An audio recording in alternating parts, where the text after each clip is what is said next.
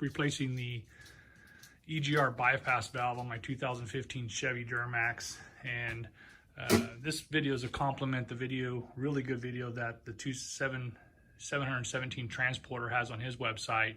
It tells you everything you need to do, but there's a lot of questions about the wrench setup that's used to get to the 3 bolts on the back of the EGR valve, which are these 2 are the most difficult, and then there's 2 on this side.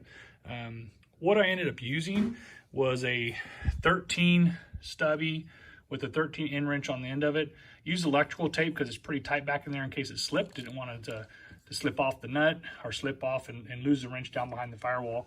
And where I accessed it was on the left-hand side, underneath the air conditioning hose. I was able to get my wrench down in here, and hopefully this comes out all right.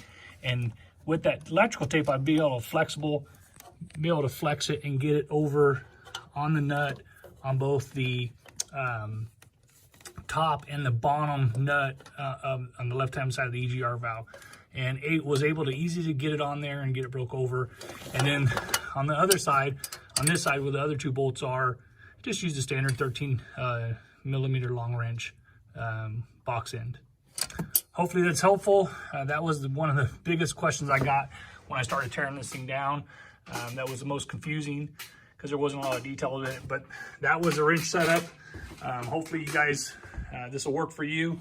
I did go through, just as a side note, I did go through and try all kinds of different fancy wrench setups. None of this stuff worked, even the short one. So good luck, have fun.